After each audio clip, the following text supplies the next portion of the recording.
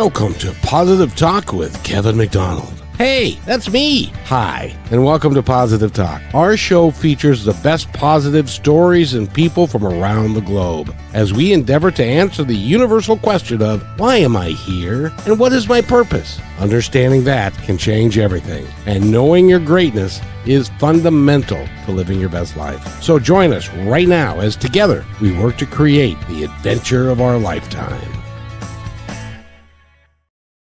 And welcome to the show, everybody. My name is Kevin McDonald, and that is Brichelle right there. I got bad news for you, Brichelle. Want to hear what it is? No.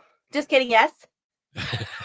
Your cheeks are going to hurt after this episode. I can only tell you that. They're already hurting, Kevin. Our Thursdays are my face throbbing days from having to smile and laugh so much. But it's good for me, and eventually maybe it won't hurt so much. You're building them muscles, which is really great.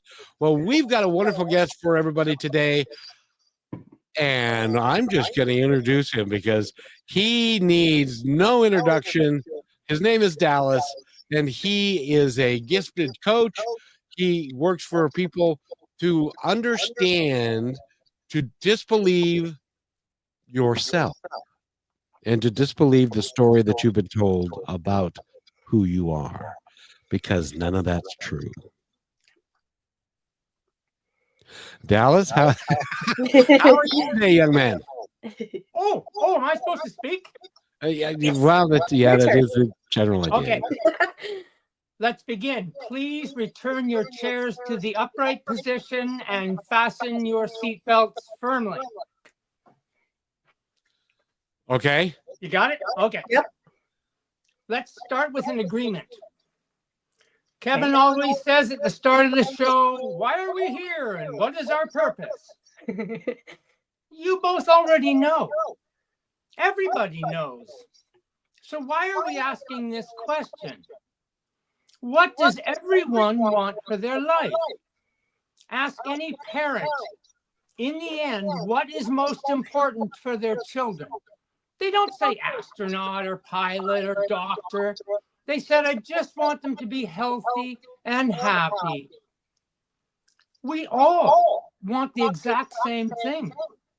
So obviously, it is our life's purpose. So I'm not sure why we ask the question until you realize, what are we waiting for? What's in the way? What is this roadblock that everybody has? Well, that roadblock is our story. Kevin's a story. Michelle's a story. Dallas is a story. I meet you two in real life. And I say, nice to meet you. Tell me something about yourself. You don't tell me about yourself. You tell me about the story about yourself. See, I have lots of stuff happen to me in life. I get told things. I say things. Things happen to me. I make things happen. They all become part of my story. And everyone is the same. Hey, Dallas, we need to do something here real quick because we're getting an echo. I'm hearing it too. Maybe it's me. Let me try to fix that. You guys continue. Keep continue though. I'm listening. And I think the echo's gone, Dallas. Yep. Yeah, I don't hear it now. It is Brichelle. Yeah, it was Brichelle. But and she'll be back. She's just got to fix something real quick, and then she'll be back. But do continue because what you're saying is very important. Okay. So we're each a story. So in my story, like many people, many, if not almost every human being alive, there's trauma in the beginning of the story. Things happen. I was abused physically and psychologically and bullied as a kid. I came out of my early years knowing I was not smart enough, not good enough, a failure. And I've listened to your show. You've heard this similar story 400 times. At least. Why? Because we all carry this baggage, this emotional baggage with us from this story. And we reach a certain age, we self-identify as the story. We go from this stuff happening to that stuff being me. That's who I am. And so I live the way my story has told me. I'm angry. I'm not good enough. I'm a failure. And I live that way because we live according to the story we believe is us. And we all come to the first moment of trying to heal. And it's the first addiction. We've all had it. Blame. It's the first thing we do against our story. I blame my school. I blame the church. I blame Boy Scouts and summer camp. I blamed everyone. I end up blaming my partner and my kids for problems. I blame my boss and the environment and the government. You name it. Just blame to keep it away. I don't want to have to face what? Me. I don't want to be responsible for this story. My ego's doing everything it can to keep it away. Blame other people. Point that finger. And some people do it their entire life. But for most of us, the blame game starts to get a little old and tired, and we've got to find a new way. Well, I had enough pain and baggage and anger that my new way was alcohol. What a fabulous drug. I'm out with friends, have a few drinks, and woohoo, happy days. I don't feel any pain. This is wonderful. Why didn't they tell me about this when I was 10 years old? This is great. However, over time, it's not so great. And then all of a sudden, I can't seem to stop. And now I'm drinking every day, and I'm not even sure why. And I'm really not getting the good stuff from it anymore, but I just can't seem to stop doing it. And then the pain starts to come back, and my anger is there, and I need more drugs. I need stronger drugs. So I added stronger drugs. Then I added another drug, a wife. That's not a drug. That's purgatory. Yeah, that's a lot of pain. Because I added a wife who was like my sister. She had the same pain. She had the same anger. She's using the same drugs. Two happy people. And what do? Well, we've got a house. We build a business together. We have cars, two beautiful children. From the outside, we look like successful, normal people. Underneath the roof of that house is a war zone. It's just horrendous stuff that I can't speak of today. Way too much shame and guilt to even bring it up. And so you realize it is such a train wreck. You know you have to get out. You have no idea how. Our entire nervous system pressurizes until it has to get out. That stress has to be removed somehow. And most often it's expressed in our bodies. And so I woke up one morning, the luckiest man on planet Earth. I won the lottery. I had cancer. This was fantastic. This was the greatest moment of my life. In retrospect, of course. So it's in the middle of a pandemic. I wake up with cancer, and over the next 12 months to the day, I go through surgery and treatment. My wife and I separate. I lose my house, my business, my family in every conceivable way. And I end up broke, alone, and suicidal in the basement of an old house. What a fabulous year. Well, and Dallas, if you've listened to the show, you've heard me say it before. You had your very own bad country music song experience. Yeah, thanks for that one, Kevin. Now that's going to be in my mind. Cherry on top. So there I am, and I realized that the moment of really accepting being able to end your life was the exact same feeling that I had when I had a bout of depression not long before cancer. Just that empty darkness that has almost no feeling. No fear, no concern, no nothing. It's just this dead feeling. And luckily that happened because that triggered, oh, this is like depression. I don't need to kill myself. this is going to go away just like the depression did. So that was a really happy moment. Realizing, okay, now I've got to figure this thing out. Because boy, that's a train wreck behind me. And if I'm going to get up again, I've got to find the path forward. So maybe 3 weeks later, I'm chopping vegetables for dinner. And in the background is a podcast on. And the man on the podcast is talking about consciousness. I'm thinking, yeah, woo-woo stuff, big deal. I'm not really listening. Now, let's go backwards in here for a moment and say, understand we are historic creatures. Every moment of our life is lived because of yesterday. We couldn't be speaking if we hadn't learned how to speak yesterday. We couldn't walk, we couldn't feed ourselves, we couldn't dress, we couldn't do our jobs. All we are is about what has happened yesterday in our lives. Our whole story has been created by all those yesterdays. So I'm chopping vegetables, and the man on the podcast says this one line. Kevin, have you ever seen, in movies, somebody goes, oh, hit me like a bolt of lightning? I always thought that was so silly. It's so true. It is true. I've never had it happen until this moment. It was an epiphany moment for you. Here's what it was. That's it. So what did the man say, you might wonder? He said this one line, show me yesterday. That was it. I mean, I instantly went, show me yesterday. Well,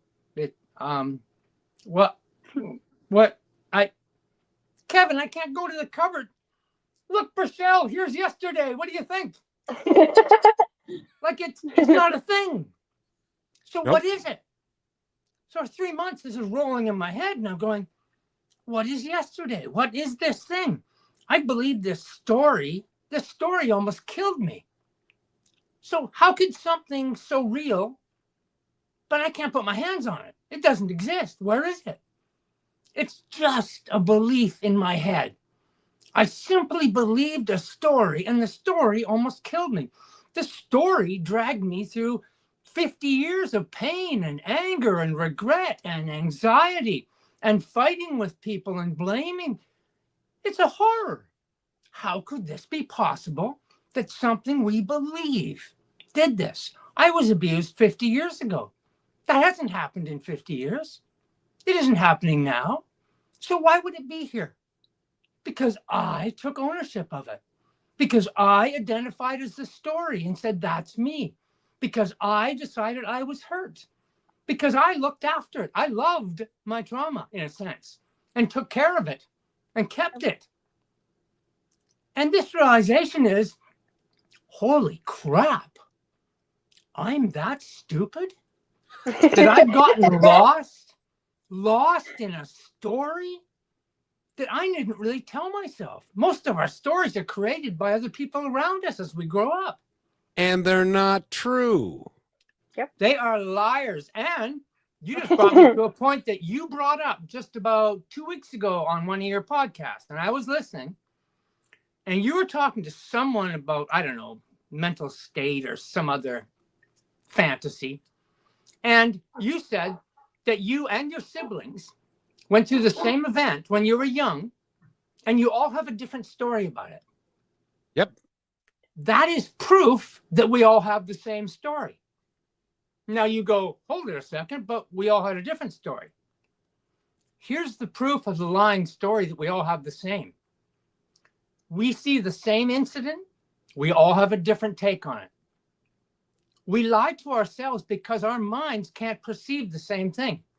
A car accident just happened across the street. 10 people saw it. The police talked to everyone. They get 10 different stories. How is this possible? It's the same car accident. If it happened, it happened. How could there be a different story? Because we create stories that fill in gaps that line up with what we identify as, and that's the lying. Our memories don't even tell us the truth. 75% of your lives you couldn't tell me about right now because you couldn't remember them. It's impossible. Our brains aren't meant to do it. What did you have for breakfast on Tuesday, September 13th, 2012? Kevin, don't do it. He'd probably be wrong. Ah, I was gonna make something up. but I know. I won't. could And feel then it. you would believe it. I saw the steam coming out of your ears as the gears started going.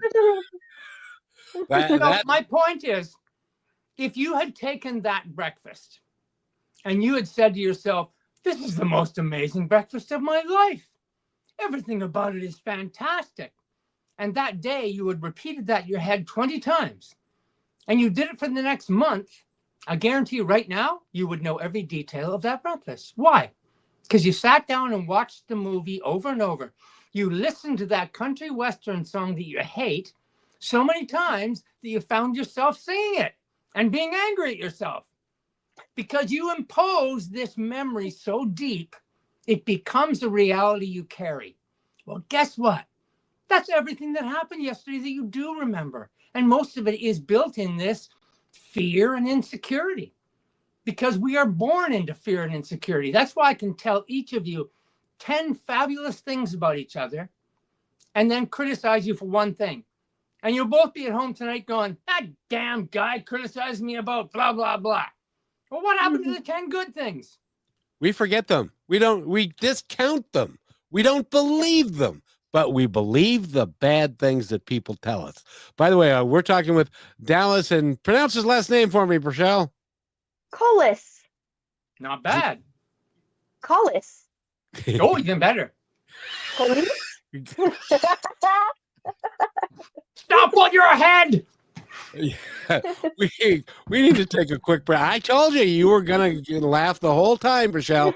Dallas is with us, and he is extraordinary, and he listens to some of the world's best podcasts, including, dare I say it, ours. We'll be right back. At 67 years young, I never thought I'd feel this good again. But thanks to Purium's Ultimate Transformation Lifestyle, to date, I've lost 37 pounds and gained energy, confidence, and a whole new outlook on life. This isn't a diet. Purium is a complete lifestyle change, giving me all the natural, organic, nutrition-packed superfoods that fuel my body, crush my cravings, and help me burn fat naturally without starving myself. No gimmicks, no guesswork, just a simple, proven system that works. Superfood shakes, detox support, and real results. If I can do this at 67, imagine what you can do. It's your time to feel better, look better, and live better with Purium. Let's do it now, and let's do it together. Go to www.positivetalkradio.net and click on the Transform You to get started. That's positivetalkradio.net. Transform You.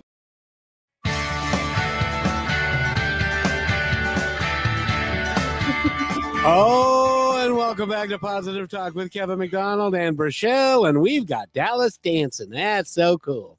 And Del can dance, I can dance. Exactly. And Rochelle, isn't he an amazingly talented, fun guy? But he'll discount that, because when I say, you're a little bit bald, he's going to take that, and then he's going to discount the fact that I said he's a wonderful human being. Don't you? Yeah, that is if the awareness is there is no hair, or that was chosen. Oh, man. But I I live in a appreciate that. delusion. Leave me alone. I love how you're able to be delusional in the understanding of knowing how much is really so controllable, and having the thoughts of your subconscious mind being conscious is terrifying at first. I always say that, because then you realize that everything that happens around you can happen to you or for you. That completely changed my life. And I wanted to share with you that me and my mom here at home, we have been practicing when we say we have allergies. It's not my allergies, it's these allergies. It's not my this, it's that. And I think it's helped me in just that little tiny sense of being able to take that into situations or concerns I have for other people or whatever's going on, to be like, okay, that is that, it is not me. And it's crazy to look back at my story and be realizing that it is you. Me and Kevin have both had this recently, where it's like you have a moment where you realize that your life is you, and that's how you choose to view yourself. And so that's how the world perceives you. That's how people treat you, and there's a reason for it. Did you have a moment like that where it was just like, oh my gosh, like this is me, this is my life, this is my story, but it doesn't have to title me, and I can change it now? Well, remember when I said earlier to put your seat in the upright position and put on your seatbelt? Yes. This is one of the reasons why, Michelle. I set fire to most things we believe today. And you mentioned one at the start right there, which was life conspiring for you, things happening for you, not to you. I think that's a load of garbage. Nothing happens for I you. mean, why? Nothing happens for you. There's no meaning in life. And I can prove it in a second. Tell me something that you have meaning with. Tell me something. Nature. So did nature come and knock on your door and say, Michelle, time to get up. I want to let you know I mean something. Did it do that? No. Did you walk in I nature? decided that. Yes. Yeah. Now we're getting to it. Nothing means anything until you decide it means something. People have broken hearts. People lose love. How is it possible? You can't own love. You can't lose something you don't own. You can only give it meaning and then hurt yourself when it's not there, or someone takes it, or someone goes away. You can't make me happy or sad or in love or anything. I have to create the meaning in what you do for me to have any feeling about it.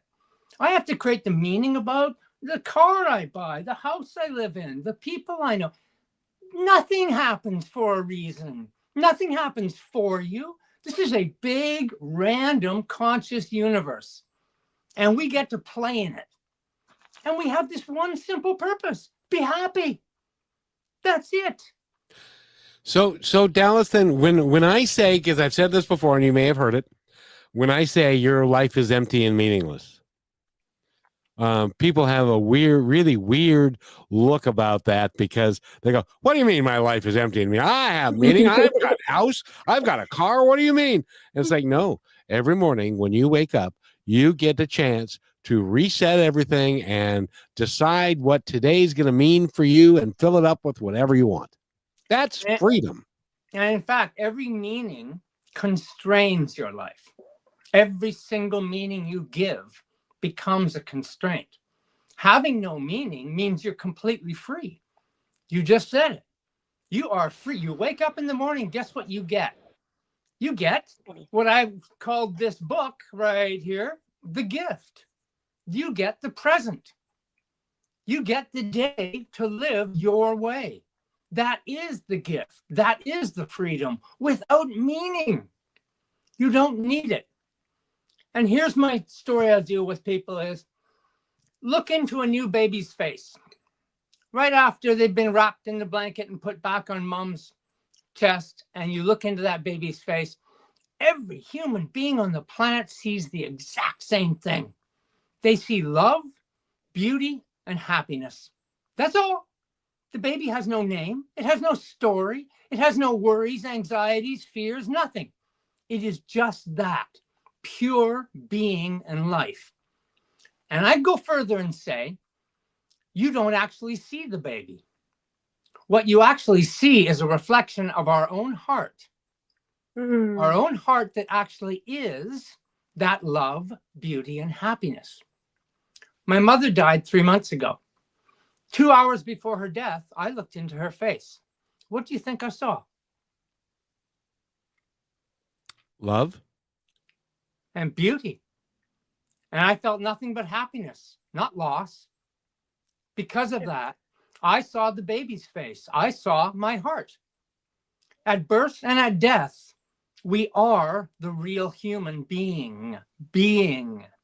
In between, we are self we've created in a story, a massive drama, traumatic events going on every day. People are freaking out about a president. People freak out about wars, climate change. Oh my God, the world's crazy. Really? Really? We're sitting here, the three of us right now, together, in attention with each other. Is there some crazy world happening? No, it never is. That is the illusion of the story we believe. That's what gives us every bit of pain and suffering we know in our lives comes from that. You know, I work with a lot of people, men and women, between, say, 50 and 65 often. And they all come with the same feeling, the reason I'm talking to them. And that is let's say they went through the schooling, they went to college, they got a good career, they got the house, they got the partner, they had children. They've been, successful, a good citizen. And they get to this place in life and something starts nagging at them.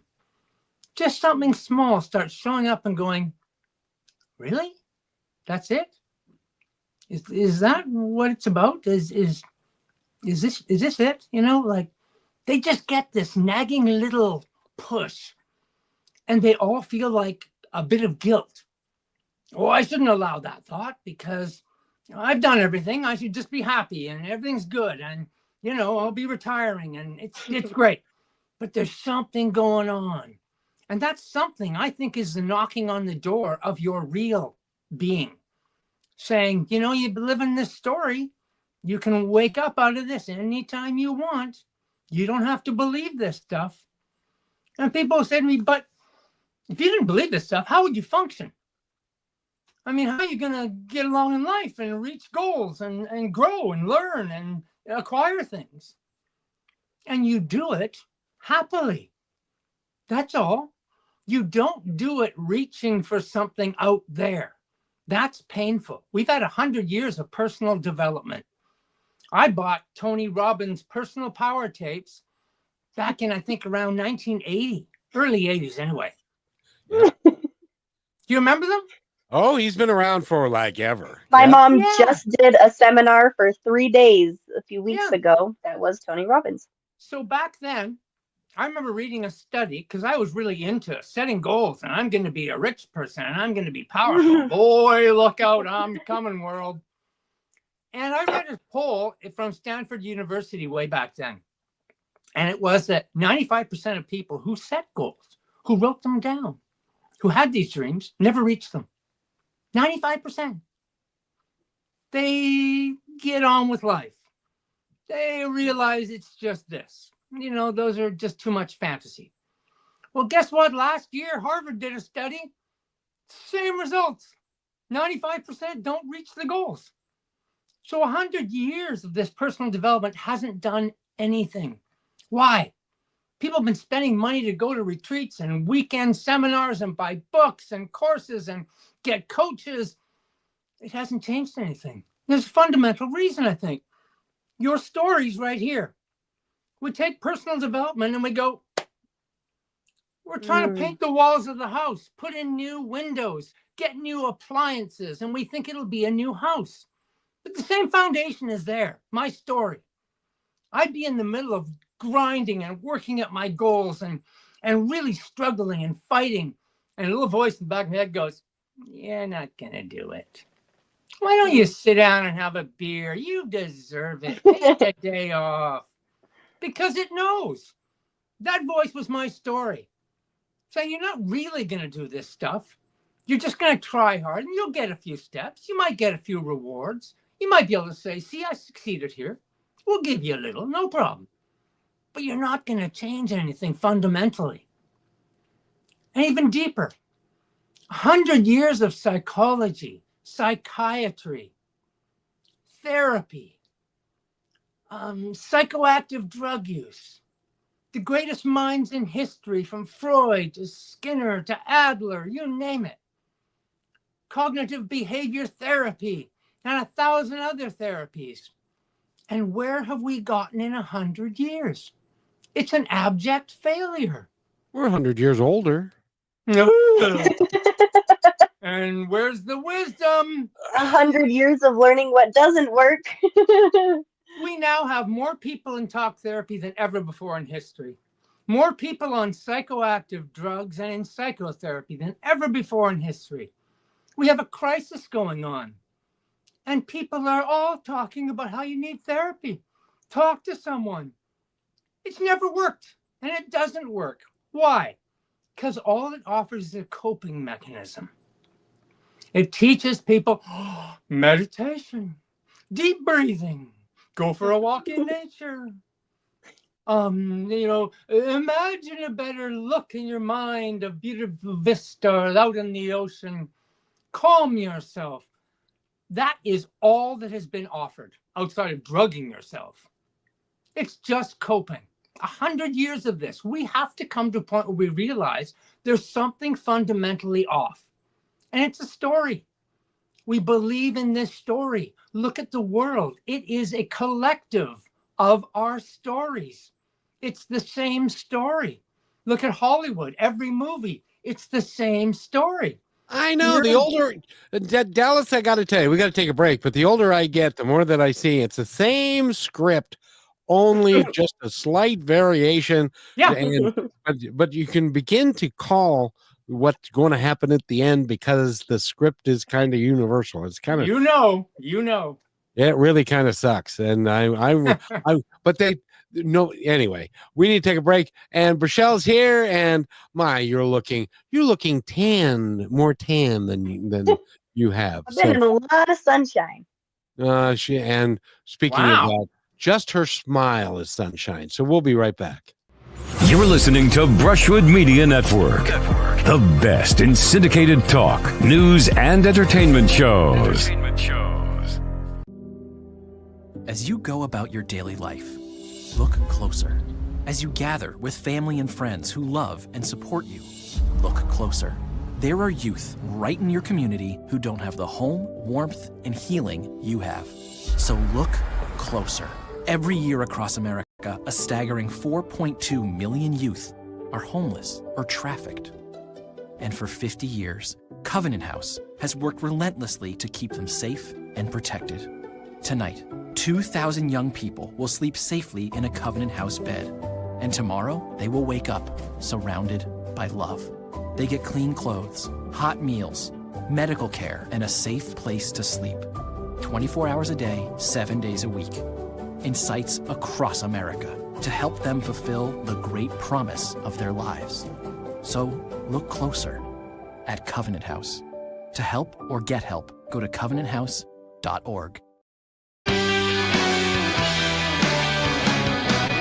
And welcome back to Positive Talk with Brachelle. She's right over there, Brachelle. And my name is Kevin McDonald, and we've got a great guest for you today. He is flipping the script on your cookie, if you know what I mean, because he's giving us something to think about that a lot of people don't even take the time until they get to a certain place in their life when it kind of jumps up and bites them in the butt, because now they're realizing that this ain't all it's cracked up to be, and this isn't what I signed up for, or I'm not leading the life that I want to live. And so how can I do that? And then we go get therapy, and then we go to coaches, and then they tell us how we need to behave. And then we can't do that because we don't believe in that. And then we don't believe in ourselves. And then there's a story that isn't even true that we keep telling ourselves. Why can't we just relax? And according to the gospel. Yes. Kevin, you made me think of something. Dallas, I have to ask you. I got a question. I've been absorbing this whole time. And now I'm like, okay. I think maybe a light bulb went off. One thing that I've noticed is a lot of people will go to someone to get help from them who is not living in what they preach. Do you happen to agree with that? Yeah, I don't think anyone's living in what they preach. That's fair. I'm like Mary Poppins, practically perfect in every way, you know. Yeah. Well, I think you are. Well, I think everyone is perfect. The imperfection is the story you believe about yourself. You are perfect. We were born perfect. We were born great. Exactly. But we spend a lot of time in our life having people say, you know, you ain't so great. If you were just skinnier, if you were taller, if you were shorter, if you were a man, if you were a woman, that would be much better. Exactly. We cling on to this story. You know, we were just talking before we went to break about that attachment. And I always say this, have either of you ever watched a movie from Hollywood? Once or twice, yes. Okay. Have you ever gotten so deeply involved in the movie that you felt emotional, maybe even tears in your eyes? Oh, talk to No, I have to tell you, Dallas is the funniest thing because people hate watching movies with me. If I'm watching something, I am fully engaged. Anything going on around me, what you're listening to, I am not paying attention. But yes. So my point is, I think everybody's had at least a choke in the throat watching a movie. How is it possible? Your rational mind knows it's not real. It's just a Hollywood movie. How do we get that attached? I think there's a fundamental reason. Because our subconscious knows we are a story. We are a movie, so we attach and it becomes emotional because it is us. And if you look at any movie, you know, the main character starts from nothing, is given some challenges, falls down, gets up, gets better, goes back, goes forward. In the end, they win. Now, that's the Hollywood part because not everybody wins, but everybody goes through every other part of every movie. And that's why we attach so well to them. That's why they're a big part of life. Music does it as well. The same thing, because it's, what do they call it? The soundtrack of my life. Right? The music from our youth, and we hear a song and we remember exactly where we were and what we were doing. This is the attachment through stories, because every story has what? A soundtrack. We have to realize it's great to have a story. Use the story for your benefit. That's what we do to have a job, get a nice house over our head, look after our kids, buy things we want, but not attach to those things meaning for our life. They are not the meaning. They're just part of the fun. If we stay in the activity, then it doesn't matter what happens out there. Well, then I have to ask you because, and I'm really interested in your opinion on this, because what happens when you are possessed or driven or something is in your life that you really want, your passion, you're really passionate about doing something, is that real or is that something that you made up? Kevin, tell me something you're passionate about or you have been passionate about in your life. This here radio show. I'm passionate about doing this. I do it all the time. I love doing it. This is what my life is now.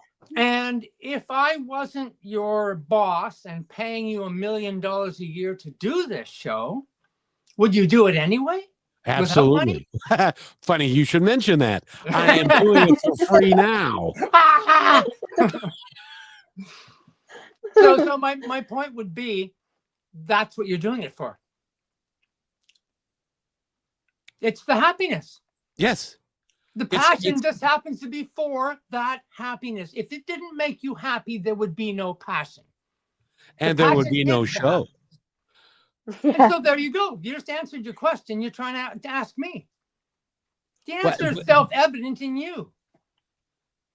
Well, and it's becoming like self-evident in Brachelle because she understands now why I am passionate about what I do, right? And this radio show and how it can but is it me telling a story that I want to positively impact other people?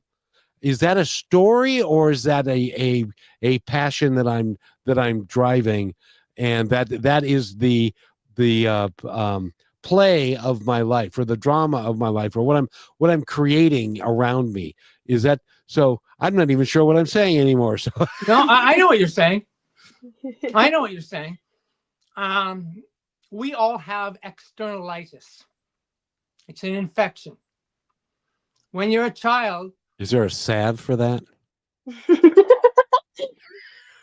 the SAD is story attachment disorder.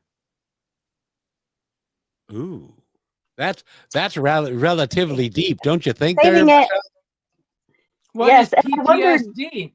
PTSD is past thought story disorder.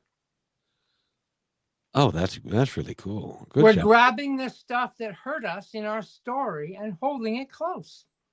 That's what these things are. They're not wounds. They're baggage we carry. So, getting back to what you were just saying, Kevin, the reality is doing, not becoming. Mm. You're never going to become anything because you are what you are right now. And tomorrow you will be what you are right then, only in this day. So it's not a story, is something outside, past and future. So you're not telling a story doing your podcast. You are practicing being the doing of it. And the doing of it brings other people on. You have conversations. People around the world can tune in and listen and watch. And we're sharing information. But it's in the doing. It's not a story. The story is when you remember it tomorrow and look back. Or you think about a future guest tomorrow and hope they won't be terrible and crazy. That's part of the story. When you're here doing, there's no story, you're being. You're the baby's face, you're my mother's face. You are here alive. Because when you are in attention, your brain can no longer go into the past and look at a memory or into the future and be anxious. It doesn't work. When it's in attention, it can only be right here. That's the doing. People who are constantly, I'm going to reach this goal, are often in pain because they're living to reach the goal, not to live right now. Oh, and Dallas, I've got to tell you that one of the things that I have told Rochelle for a long time, it's the gospel according to Paul McCartney, and that is, Rochelle? Let it be. Let it be. Yeah. Those 3 simple words have changed everything because of my brain. Exactly. When you two sit down to do this show, do you go into it going, oh, no, I've got to sit just right. Oh, I've got to look just this way. Oh, how's my shirt? Oh, okay. What's the 10-step plan for me to look good? Oh, yeah. Do you do that? Or do you One of us just does let it a it whole go? lot more than another one of us does. I can tell you. Hey, not anymore. Not anymore. Don't call me out like that. Now I probably should pay attention a little more. Well, see, now that story you're bringing up, Kevin. Yeah. Well, and but it's true. But the interesting thing is that she is, because of the work that we're doing and how we're doing it, she's grown so much. And when we do a 15-minute meeting, which is what we do all the time, we did 4 of them today, as a matter of fact. Right. And we tell people we don't script anything. Yeah. What? You don't script anything? No, of course not. We don't ask any questions. We don't. It's going to appear as it is in the moment, and that's all that we can do. That's all there is. Because you're channeling Paul McCartney. or my guides, or there are lots of folks in my head. Dallas, help me, and stuff. Yeah, the point is though that you're in the moment. Yeah, you just let it happen.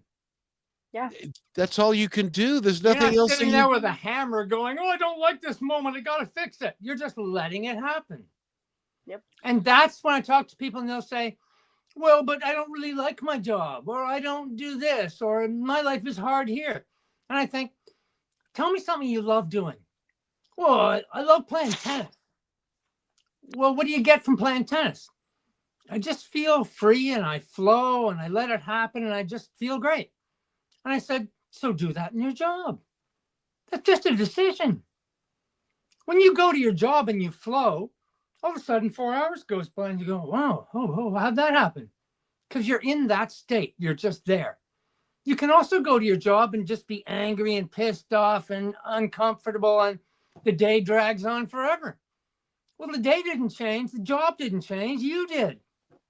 So you can take this being right here, right now, to anything in your life and just be happy with it. It's just a choice. I spent 50 years being pissed off and angry and upset because I believed that story. A friend of mine who was a drinking buddy, we met every day at the pub after work. He went down to the gutter. He ended up on the street, crack, an absolute mess, diagnosed with 100 disorders, been medicated on and off for years. I figured he was dead and gone. I'm in a coffee shop maybe 6-8 months ago, and he walks in. I was stunned. He looks great. I'm just like, wow, Tom, how are you? And he said, oh, Dallas. We sit down together. Go, tell me your story. I can't believe it. I thought you were dead. He laughs and he goes, I don't know. Some guy came by and he's talking religion, and I found God, and Jesus saved my life. And I got off drugs, and I don't have any mental problems, and I'm happy as can be.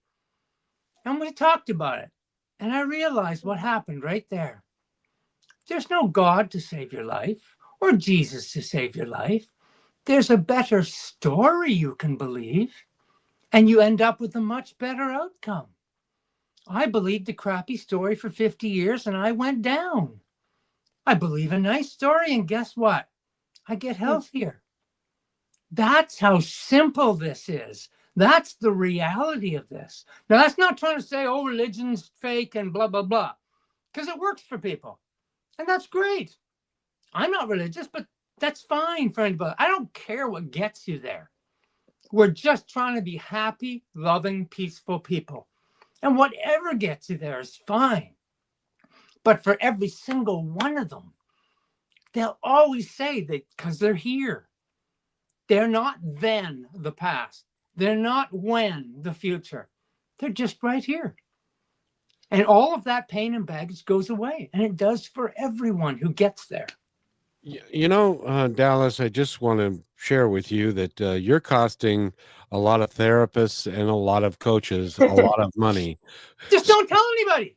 So we need to take our last break. We'll be right back. It's 30 seconds. Stay calm, everybody. Last week, Brandon met a girl on a dating app. One day after work, he finally found the courage to ask her out. No answer. He started to panic. Was he being too pushy? Maybe it was too... Hey, sorry I didn't respond. I was driving. I would love to go on a date. How does tonight sound? Brandon tried to play it cool, but inside he knew. A girl so smart, so responsible. She must be a keeper.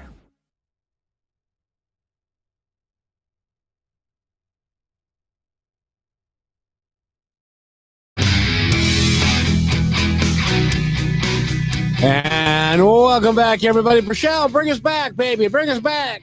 Yes, everybody, welcome back. Stay with us. This show's been so good. If you haven't heard the beginning, rewatch the show. It really makes you think about a lot. For me, I know it has. And we've got Dallas here talking with us about things that I've never heard the perception of. And it follows my last question. I know we're running out of time. We have got to have you back on because I need to understand more. But what would you say is the thing that you notice, maybe something you would tell someone if they're like, okay, Dallas, I want to do this. Why do people struggle with it so bad if it seems to be so easy? Because you've been doing it for the length of your life. Yeah. You've been practicing life in your story for as long as you've been alive, or as long as you've been aware of your story, which usually happens around 10, 12 years old. We self-identify. Mm-hmm. That's me. That's my story. And we can start telling people our story. So that's why it's complex, Priscilla. We've been doing it for a long time. It's not easy. We live in an entangled story. I say you have a brain, and your brain is a toolbox. That's the stuff we learn that gives us tools and techniques, allows us to do our job, speak, run, jump, all the things, all the skills we know. That's the toolbox brain. The story mind. And that's where the ego is. That's what keeps us in track there. And it's entangled. We are completely entangled in this. I often use the representation of you're in a marriage for 30 years and it's toxic and you have to get out. But each person in the marriage goes, well, we have a house together. We have a business together, bank accounts together, cars together, children together, our friends together. Our lives are completely entangled. How can they possibly break free? They can't see any way out. And then when it happens, the moment they finally split, I know for me and for most people I talk to, it's like, that was it? It was that easy? And almost every moment of great change, the exact same thing happens. You get this light bulb that goes, what? I could just change? I could just walk away? I can't believe it. I thought it was this great big difficulty, this drama. And that's what we stay in because there's comfort in our pain. We get really good at it. It gets to be a comfortable place because it's the devil we know. We know we can get through today because we got to it yesterday. And so why change? Change is hard. You know, when I first started to rebuild myself after my year of life collapse, do you have a chair, either of you? Your favorite chair at home, maybe? I don't know what you're talking about. Yeah. Kevin does. I've seen it. I had to take I my sleep in chair. it. I took my chair and put it in a garden shed. So when I woke up in the morning and walked into that room, that magnet wasn't waiting for me. Because that magnet's going to clamp my butt in that chair. And I'm going to sit there in my pain. So that chair wasn't there. I looked and there was a hole in the floor, and that would make me go, for me, it was stay on your feet. I got a sticky note on the fridge. It says, what are you putting in your mouth? Just to wake me up when I get to the fridge. Because we all sleepwalk. Through 70% of our day, we're in habits and routines. We get so used to them. Kevin drove home last Thursday night. He was dead tired after a long day. He walked into the house, slapped his keys on the counter, and all of a sudden he went, I don't even remember driving home. What the hell were you doing in my house? I know. That's so accurate. The point is, we can do things like drive a car in this subconscious, sleepwalking way and not even realize it. And people think, oh, I know what I'm doing. I'm focused. I'm this. BS. You're talking to yourself and lying to yourself. Dallas, I got to tell you a quick story. Because I drove a bus for 12 years, and you do the same route continually and stuff. Bus drivers will tell you this all the time.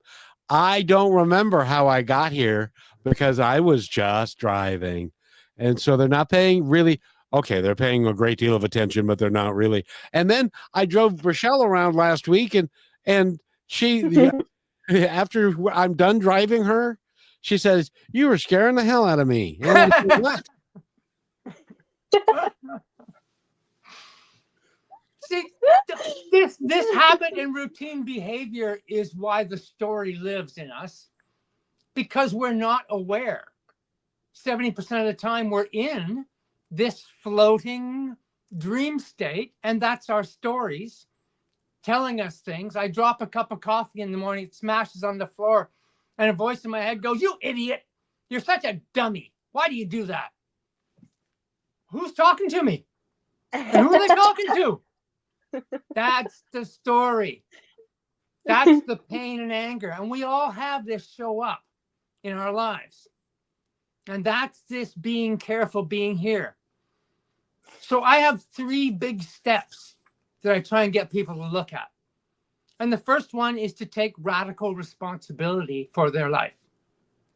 And I mean that way past anything rational. Something happened to me 50 years ago. I wasn't responsible that it happened. And it did happen. It was an event. It's real. It's not a dream. But I'm responsible for every step after that, for bringing it with me, for carrying it. And so I have to take responsibility for everything that's happened in my life that I am a part of. and not make it things that happen to me. Nothing's ever happened to me. Because things don't happen, there is no meaning. I have to make the meaning to whatever goes on out there. So if the first step is this radical responsibility, then it's acceptance. You have to accept everything you've done. Accept all the crap. Don't beat yourself up. Don't blame yourself. Done is done. Yesterday, goodbye. Throw it away. It serves you no purpose. And that's getting rid of the story every yesterday. The second step is to look at your story if you have to and win the Oscar for best editing in a major motion picture. Because your story is a major motion picture and you can be the editor. Why hold on to the crappy scenes that hurt you? Stop remembering them. Stop playing them over. Get out of that theater. Quit sitting in front of your movie and playing it again. Yes, it is that simple. It's about being aware, because when you're aware, you can't play your movie. You can't be there. So just get out of it. And the final one is to collapse life. I had my life of collapse. I then collapsed life. I'm a 16-hour coach. What is that? Well, if I have 24 hours in a day and I sleep 8 hours, I've got 16 hours where I'm actually conscious, aware, awake, doing stuff, right? Well, I realized when I started, okay, 16 hours. Could I go for a walk, say 30 minutes out of the 16 hours? Yeah, I can probably do that. Could I eat a little better and pay attention when I got to the fridge in 16 hours? 16 hours one day? Yeah, I could probably eat a little better for one day. Could I call somebody I love and tell them I love them? Offer my help? Could I do that in one day? One phone call? Yeah, I could probably do that. Could I put 4 or 5 hours into really focused hard work on keeping a roof over my head, clothes on my back, food in my belly, looking after my kid? Yeah, I can probably do that in 16 hours, one day. This is what I took from AA. The only thing I really took. One day at a time. If you live your life in one day, you have no problem in the world. And the reality is you only ever have one day. You will never have tomorrow. It doesn't exist. The bar I went to for 15 years, every single day, they had a sign on the wall, free beer tomorrow. I never once got a free beer. Because it never was tomorrow. You should have come. Isn't. And there isn't. And if you live like there's no tomorrow and yesterday is gone and doesn't exist, then everything about your life is right here and it's simple. I get up in the morning. What do? I get dressed. I brush my teeth. Maybe I have a shower. I got food. I've done this before. What do you know? I know how to do it. Nothing changes. Relax. Enjoy that day and do the best job you can to be the best person you can be, and realize it's fun. It's enjoyable. This is a gift. It is a gift. In Dallas, we've run out of time. How does somebody contact you if they want to work with you? If you've got my name, I think it's there on the screen. I can't hide today. It's at gmail.com. Let's talk. So is it both names? Dallas? Collis. At gmail.com. Yeah. And you are delightful. Rochelle, anything before you go? We go. I go. You got to go too. No, everybody's going. Yeah.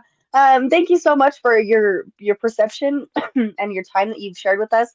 You've given me and probably so many other people so many things to think about. And I would adore to have you back on because I still have so many questions. Well, the two of you are doing something really radical and getting voices out all over the world. You're on the leading edge of the new democracy online, and what you do is so valuable. So I appreciate you both for doing the work you do, because I know it's not easy. Oh, but it's fun. I gotta say. Yes. Just real quick, and I was thinking about this while you were talking, Dallas. When I was 12 years old, my son or my brother pulled a ladder away and hung me by the neck under a tree. Then fortunately, he put the ladder back. But you know what? I'm the one who put my head through the noose. Bingo. Thank you for your help in that. I now have a different perspective.